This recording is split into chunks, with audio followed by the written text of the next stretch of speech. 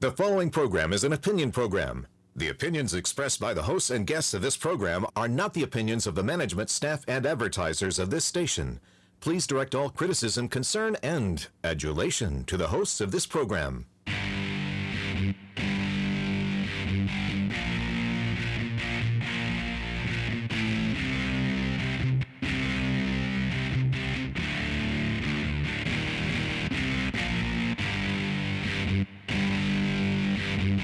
Welcome to Alabama Politics. This week, I am Dale Jackson. I'm a radio talk show host. You can hear my shows Monday through Friday all over the great state of Alabama from 5 to 9 a.m. on WVNN in Huntsville, from 10 until 11 on Talk 99.5 in Birmingham, and News Radio 1440 in Montgomery, and then once again on the in Huntsville from 3 until 4 p.m. Monday through Friday. Mecca Music is with us as well. She's the co-host of this program and the CEO of 256today.com. Smart news for smart people. Smart enough to not show somebody a gift later in this program that he can't see. So stay tuned. Stay tuned. A lot going on here. So let's go ahead and get to it. And let's get to the 2-minute warning. All right, Mecca, let's talk about cheap fakes, something that up until Monday didn't even exist. And now we're being told that anything that is somewhat inconvenient for Joe Biden is probably a cheap fake, even if it is a real tape. There was a whole bunch of discourse over this week, including CBS News posting, deleting, reposting, editing, putting back online videos that they had a very hard time defending. That's the CBS National News and other networks saying, yeah, cheap fakes are a thing.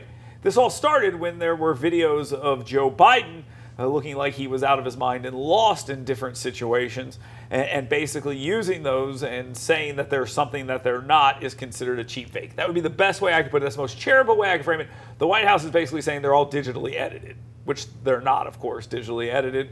When things are, we should call that out, but this is not that. Mecca. Yes. Bruh, how did this become a thing that the media nationally just decided? Karine Jean-Pierre said, call it cheap fakes, and then all of a sudden they're like, yes, cheap fakes, that is what it is. Okay, so we didn't get to finish our conversation earlier. I was calling it selective editing. You're also calling them deep fakes. No, I said it's a take on that term. Correct. And selective editing has existed the entire time. Yeah, but this isn't even that. Not in your interpretation of it, but if we're being charitable, I would say that's their interpretation, that it's selective editing. And it goes on both sides, though. Right. I mean, just like taking one comment out of something Trump says, or something Tuberville says, and taking it out of context, or not showing the whole story. It's part of the game, and to pretend otherwise is ridiculous. I absolutely believe it is part of the game. Well, let's go back to some other plays in this game, okay? There was the Russian hoax that the media told us was absolutely real, and they had all this evidence in the world to show that it was real, and then, oops, our bad, it wasn't. There was the Biden laptop, which was totally not real. How could you say this Russian? Oh, wait, that's real as well. There's Ashley Biden's diary, who they're like, no, that's not real. That's not real. Okay, it is actually real. We're going to put people in jail for this. I don't think that falls under cheap. No, but you're talking about saying something that's not true and claiming it is. And I was talking about selective editing. Okay, I'm going to just say this right now. The credibility on this issue is pretty bad for the media, the national media. They need to understand that people have eyes, and Joe Biden is rapidly deteriorating in front of us. Well, and that's the other thing. It's highly effective, I would say. This is absolutely highly effective. Look, I know we're running out of time on this, but let me tell you why it's effective. The majority of people aren't on Twitter. The majority of people aren't on Facebook. The majority of people aren't watching cable news. They are watching ABC, CBS, NBC nightly news, and they are covering it the way the White House says to. Essentially, state media, propaganda machine.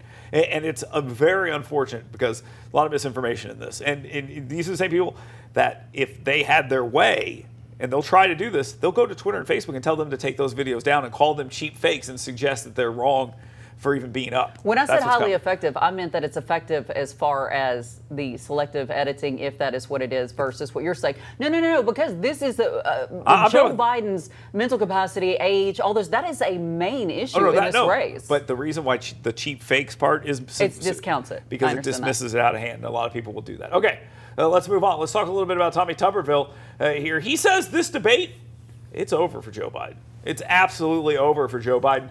During the week, it was reported that Joe Biden's campaign is ready to surprise people with his mental acuity and physical fitness at this debate. And if that does not end in a push-up contest, I'm going to be very upset on the stage. He knocks out 30 push-ups and then challenges Trump to, and boom, election over. But Tuberville says he's done after this debate. This is why they scheduled it so early. If he has a bit of an issue or the stuff, he is going to have a problem that they will start trying to move him out. I mean, I've always said this, and I still believe this to this day. If he's alive, he's on the ticket. Yeah, that's been it. But man, I'm gonna tell you, some of the stuff that you're seeing a lot of people, James Carville and others, kind of pushing in the other direction. I think they're laying the groundwork for maybe something a little different. Or maybe it's just wishful thinking, because listen, he is going to be on the ticket unless he doesn't want to be on the ticket. And if he was going to make this move, he would have already done it just to avoid the delicate situation that this would bring up. I'm not saying it's impossible. He's the best candidate they have. That's why they don't want to run him off the ticket. That's the second question. Okay, so who would the candidate be? It has to be Kamala Harris. You can't listen. The Democratic coalition is fragile. It's incredibly fragile. If it's not Kamala Harris, you're going to have to take someone that has similar demographics and then add something. Right. So it's got to be a black woman who's gay or something like that. I'm just saying it's going to have. You got to find that, or you're going to upset a bunch of people in their. Look, the Democratic coalition is this: you smash people into a bunch of little groups and then you cobble together as much of it as you possibly can. That's what they've done, and that's just a fact. And now they're going to have to figure out a way to move those pieces. Or you put someone in the vice presidency. But I don't see how you jump over. First, I don't see how you get rid of Biden unless he's gone. Secondly, I don't see how you get rid of Kamala Harris off the ticket completely. And she's not going to stay and be a number 2 for somebody else. Right. So I don't know what. It becomes a huge. Biden is their best chance to win. If they change, it's affirmation that Biden's been gone this entire time. And that's only going to feed. But I mean, we're both in agreement. It's highly unlikely. Highly unlikely. Okay. If Trump and Biden live to the election, they're on the ticket. That's so crazy that it's even part of the conversation. It should be. All right, moving on. Let's talk a little bit about Juneteenth. This is something that I've been pushing for a very long time, ever since we've been having this conversation nationally. Now, it's been going on for about 4 years now, although some people will tell you that they've been celebrating this for 60 years, I'm sure. I'm from Texas. And you have. Actually, okay, thank you. Yeah, in Texas, yes. Everywhere else. It's a very big deal in Texas. I've been in the media living in Alabama for 17 years. Not a big I didn't deal know this existed until like 7 years ago, and I'm not going to pretend otherwise. So either way, it should be an official holiday in Alabama. Absolutely. There should be no reason for it not. And I'm going to tell you this right now. This is going to upset a lot of people. The only reason it's not an official holiday in Alabama right now is because when they try to move these things forward, instead of saying, okay, we're going to take half and we're going to take this holiday and we're going to be okay with this, we get, well, then you got to get rid of Confederate Day and Robert E. Lee Day and Jefferson Davis Day, which again, I wouldn't care if they got rid of them anyway. Right. I'm fine with that. But you're gumming up the whole thing when you should just do this. And I don't want to hear like, oh, they can't have this many days off. Please, they're government employees, okay? I'm married to You're one of them. married to a government employee. I'm married to one of them. So Let's let's stop, okay? You can add this holiday. We'll talk about the process. process. Especially if we're going to celebrate it every year anyway. I know. I mean, talk about the process, why it is being celebrated on a year-to-year basis right now. Well, it's just a proclamation by the governor. Exactly. So it's there. Instead of being a permanent holiday. And I do love the way the governor has done this, because it's so stupid. It's like, we're going to add it too, and you can take this or Jefferson Davis Day. I forget what the other one is. Who in their right mind is going to their boss and being like, I'll take Jefferson Davis's birthday off? I mean, who in their right mind is going to do that? I don't get why they did it that way. It's kind of funny if you think about it. It is hilarious. It's funny. Just give both days off. And this really was the problem they were having. They want to get rid of the Confederate holidays, and the state employees are like, but we don't want to work. We don't want to work. We like that. Yeah, holidays. I mean, honestly, I don't think it's so much a support of the Confederate holidays. No, they're not like, hey, Jefferson Davis. I mean, I think it's just the day off. No. But also, you know what I always come back to? Listen, as Alabama, we have to bend over backwards to, really not our image, okay? Alabama's image nationwide. For this not to be a permanent holiday at this point is ridiculous. Let me put what you're saying into maybe a little more simpler terms.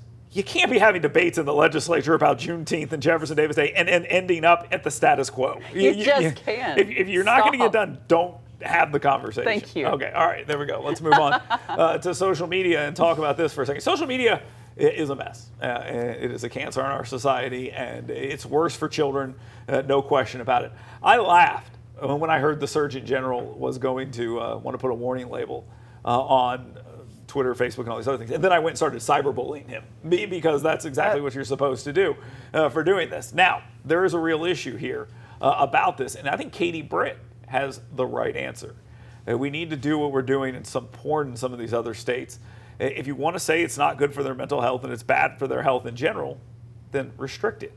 We restrict cigarettes, we restrict alcohol, we restrict all these other things. If social media is having the same kind of impact, we should be doing that. Katie Britt's right about this. There's some First Amendment stuff that pops in here. But talk about what she's asking. What she is saying is social media no-go for under 13. Yeah. No-go for under 13, and then banning the addictive algorithms. It's no-go under 13, and then it's parental rights, or parental after that until 18. That's the way to do this. I don't know about the banning of the algorithms and all that stuff. That's a little too much, in my opinion. Get into the businesses of what they're doing and be like, stop being effective. But for children, though, I mean, when you ban certain ads that can target children and things like that. I agree with that. But I think you just have to make it to where your parents have to say, yes, you can get on. You got to check IDs and things like this. Here's what would happen, though. The problem here is this. Pornhub, for example, I've heard, is a porn website. And it is, in some states, you laugh, but in some states right now, like in Kentucky, I think it is, you get a message if you sign into Pornhub, and it says in 11 days, Pornhub is gone from there because they want their legislature is making them check IDs for the site, and Pornhub's like, we're not doing that, so we'll just block it for that site. So that's what might happen. You might, if let's just say Alabama did this. I was wondering, why are we talking about online porn and social media? But I'm following you now. It has an impact on children's minds just as easily. That's true. And so they would make these sites do it. So if it's not a national thing, it's going to be pretty hard to enforce because Twitter will just turn off Alabama. And so and Katie Britt is a United States senator, so that's where that would be. And I like that idea. I think obviously as a parent, I think it's smart, it's common sense, but unfortunately, that common sense doesn't exist everywhere. I agree. I'm a parent too, and I want someone else to parent my kids for me. So let's go ahead and get this law passed. All right, thank you very much for being here. Yaffe will be with us next. He's a talk radio host in North Alabama. We'll talk with him. Stay tuned. It's Alabama Politics This Week.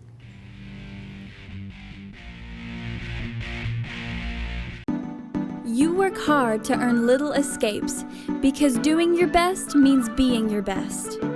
So let us help you discover your best at Premier Dental Spa. With our unique blend of cosmetic, dental, and spa-like aesthetic services, you'll leave feeling relaxed, refreshed, and renewed. Make sure the best you is here to stay and book your appointment online today at premierdentalspa.com. Attention timeshare owners. This is an urgent consumer alert from the Timeshare Exit Hotline, a national company specializing in helping consumers legally get out of their expensive timeshare contracts. We're offering you a way to legally get rid of your timeshare. So if you're fed up with the maintenance fees that keep on coming and want to learn if you can terminate your timeshare legally and permanently, call today. Even if you've tried before and were unsuccessful in getting rid of your timeshare, call today and see if we can help. We offer a complete 100% unconditional client satisfaction guarantee. Make this completely free call and learn how we can help you legally put an end to your timeshare nightmare once and for all. You have nothing to lose, so call right now to qualify and receive a free consultation. You can terminate your timeshare legally and permanently, but you've got to call now. Call the number on your screen today. It's a free call. Hey folks, Dale Jackson here for University Kia. This is my son Grant. He's a busy guy. Chess, piano, basketball, wrestling, baseball, you name it. There's probably some stuff that I missed that my wife will be mad about, but here's the thing. It's important to have reliable transportation. And my friends at University Kia, they take great care of me. I've been driving Sportages my entire life.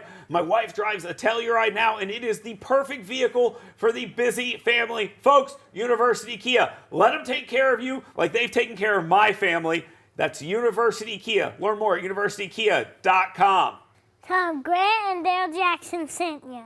Want fun, safe, intelligent fitness programming? Want to build muscular strength, cardiovascular endurance, drastically improve range of motion and mobility, and learn proper nutrition to fuel your life with energy and emotional health? Well, come find out why Iron Tribe Fitness is ranked one of the top 5 fitness programs in America. Come find out why personal training and intentionally working on your current movement patterns individually is not only important, it's just another core value that separates Iron Tribe Fitness from other fitness facilities. To learn how to get your 2-week free pass, go to irontribefitness.com.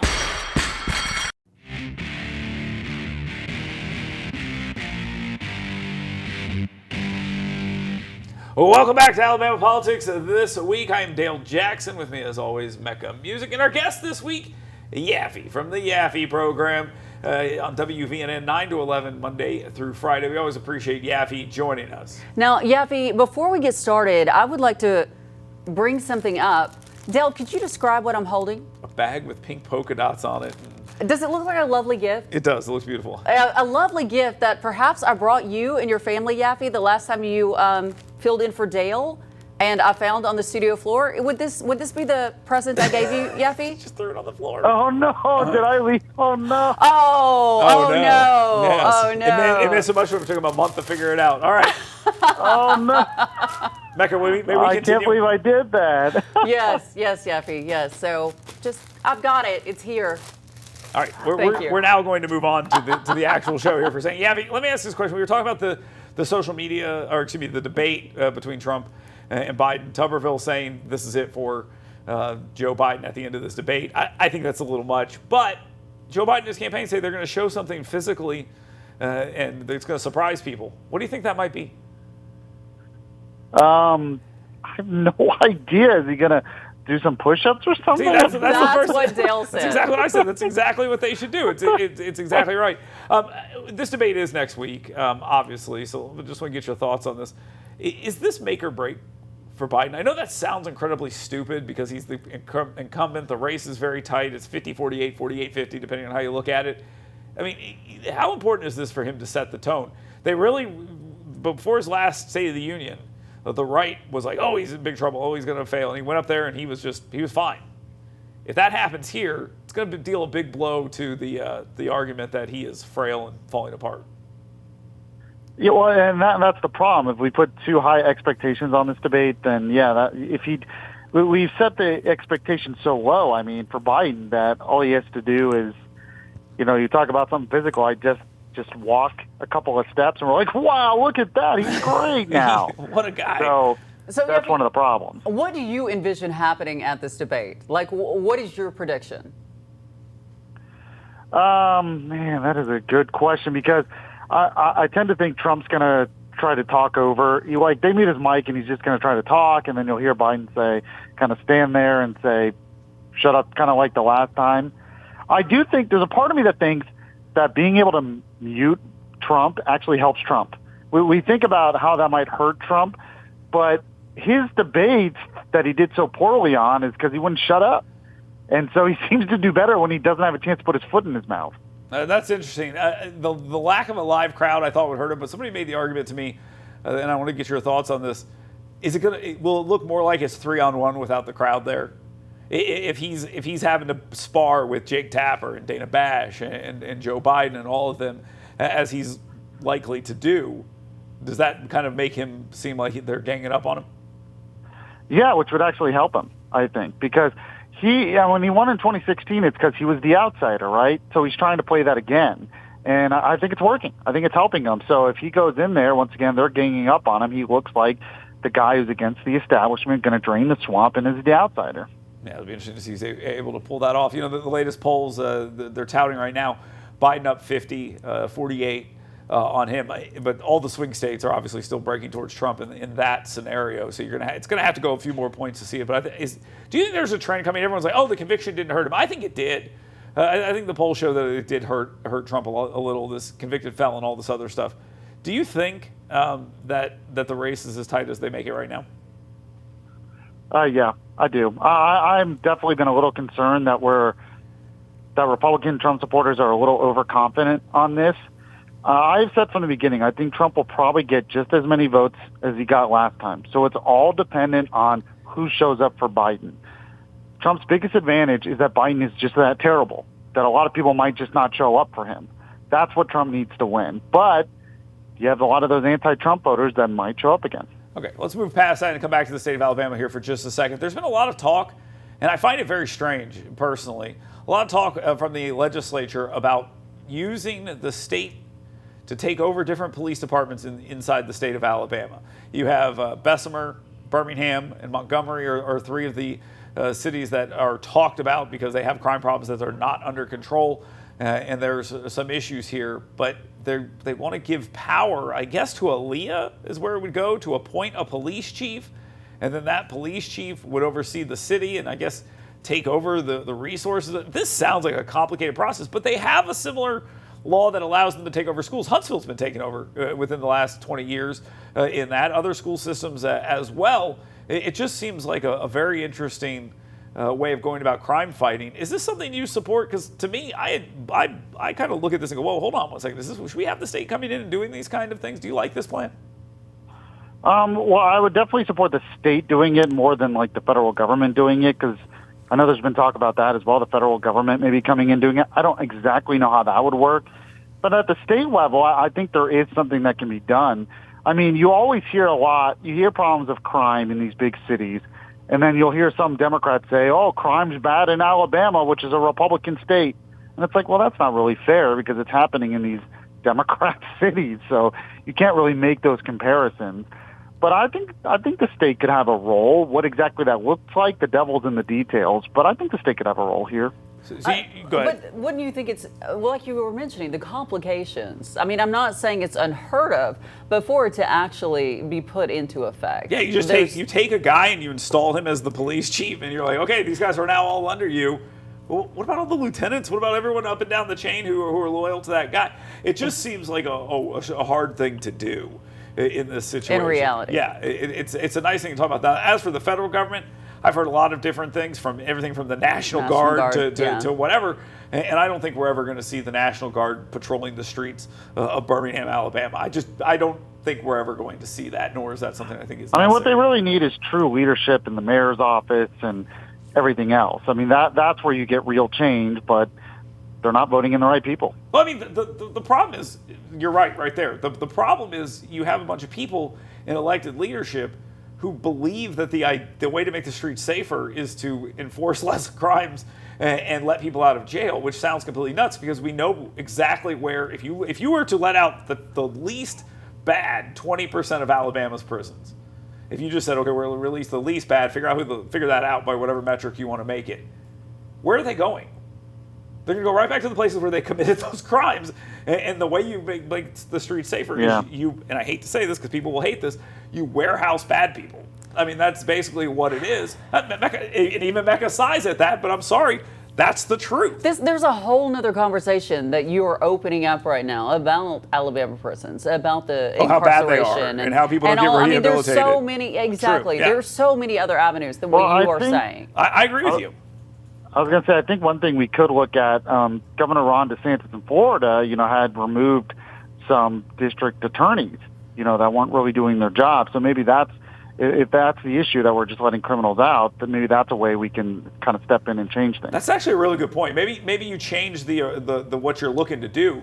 You don't necessarily got to change the police force. You have to change the people who are prosecuting, because you're right. When you see something bad happening, well, this person was released within this many days without being charged, or you saw the stuff happening in Washington D.C. a couple weeks ago in the Palestinian protests. They marked up all the monuments. They did all this stuff, and then the local prosecutors were like, "Go home." And I just don't know if that necessarily is the way this should be dealt with. So it's an interesting thing. One more thing, Yabby, Juneteenth. How long until it becomes an official state holiday? I don't know. I give it less than 5 years. I think it's going to happen. Will they add it to or take away will they add a new one, or will they take away a Confederate holiday? I mean, if we're up to me, I would take away a Confederate holiday, but I think they'll just add it. That's the safest way to do it. It's the easiest way to do it. These two things should not be coupled together. If you want to get rid of the Confederate holidays, have that conversation. I think you can win on that front. If you want to add this, you can absolutely do that without the two things coming in mind. And I don't want to hear from lawmakers, it's going to cost us this many minutes. Stop it. There's plenty of stuff we do that does things like that. All right. Mecca Music, thank you very much for being here. Yaffe, thank you very much for being here. I'll be solo here in just a little bit, so the show will be a lot better. It's Alabama Politics this week.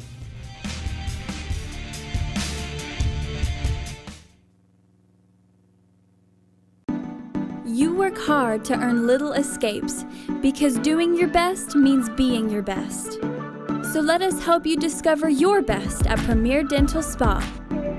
With our unique blend of cosmetic, dental, and spa-like aesthetic services, you'll leave feeling relaxed, refreshed, and renewed. Make sure the best you is here to stay and book your appointment online today at premierdentalspa.com. Attention timeshare owners. This is an urgent consumer alert from the Timeshare Exit Hotline, a national company specializing in helping consumers legally get out of their expensive timeshare contracts. We're offering you a way to legally get rid of your timeshare. So if you're fed up with the maintenance fees that keep on coming and want to learn if you can terminate your timeshare legally and permanently, call today. Even if you've tried before and were unsuccessful in getting rid of your timeshare, call today and see if we can help. We offer a complete 100% unconditional client satisfaction guarantee. Make this completely free call and learn how we can help you legally put an end to your timeshare nightmare once and for all. You have nothing to lose, so call right now to qualify and receive a free consultation. You can terminate your timeshare legally and permanently, but you've got to call now. Call the number on your screen today. It's a free call. Hey folks, Dale Jackson here for University Kia, and this is my son Grant. He's a busy guy. Chess, piano, basketball, wrestling, baseball, you name it. There's probably some stuff that I missed that my wife will be mad about, but here's the thing. It's important to have reliable transportation, and my friends at University Kia, they take great care of me. I've been driving Sportages my entire life. My wife drives a Telluride now, and it is the perfect vehicle for the busy family. Folks, University Kia, let them take care of you like they've taken care of my family. That's University Kia. Learn more at universitykia.com. Tom Grant and Dale Jackson sent you. Want fun, safe, intelligent fitness programming? Want to build muscular strength, cardiovascular endurance, drastically improve range of motion and mobility, and learn proper nutrition to fuel your life with energy and emotional health? Well, come find out why Iron Tribe Fitness is ranked one of the top 5 fitness programs in America. Come find out why personal training and intentionally working on your current movement patterns individually is not only important, it's just another core value that separates Iron Tribe Fitness from other fitness facilities. To learn how to get your 2-week free pass, go to irontribefitness.com.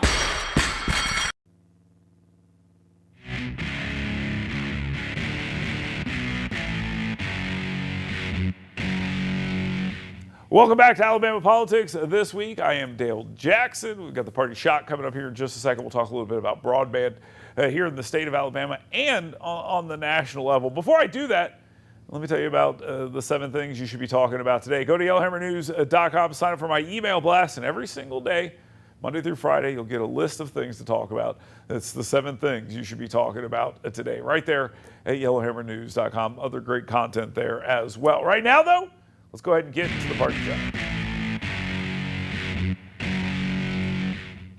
My party shot this week is directed at everyone who is in charge of installing broadband in rural areas all over the great state of Alabama and the United States of America. There's been a report out that said they've spent $42 billion with a B on the federal level and connected 0 homes to high-speed rural broadband. There's something more to that story. I can't believe the number is actually 0. I do believe that it's been wildly inefficient and a giant waste of money. Inside the state of Alabama, we have a similar program. You may know this. The legislature over the last couple of years has been very, very aggressive in allocating money to rural broadband and trying to spread that out. Now, my theory is a little bit kind of maybe a conspiracy here, that they are really a big fan of how some of this remote learning was able to be done where they could just do it on this day or that day. I think they want to see more of that. The way you do that is you do spread out the broadband to allow those classes to take place remotely. I think that's part of it. But either way, this has become a business recruiting tool and all sorts of other things as well. We've spent a lot of money doing this. I talked to Senator Chris Elliott from Josephine already this week about this, and he said to me that we are spending $6,000 per home that we have connected to broadband internet. Now, if that sounds absurd, it absolutely is. And we are spending that money, and it's not really going all that quickly. We've connected 127,000 homes, I believe is the number that was tossed out there. So $6,000 on that. We're talking about $600 and something million on this program. It just doesn't seem very efficient. He suggested that we move to maybe the Starlink system. You may know it. Elon Musk is the CEO of that, and it would only cost $600 per home in order to do that. Now, that's not long term, So maybe it doesn't actually solve the problem, but it's worth having a conversation. Is this the best way to do this? A top-down federal or state government program when it's showing A, not to be efficient, and B, not to be effective. And these are the two things we should be looking at when we're spending a bunch of government money. Thank you very much for being here. Thank you very much for watching Alabama Politics This Week and listening all over the great state of Alabama. We'll talk to you next week.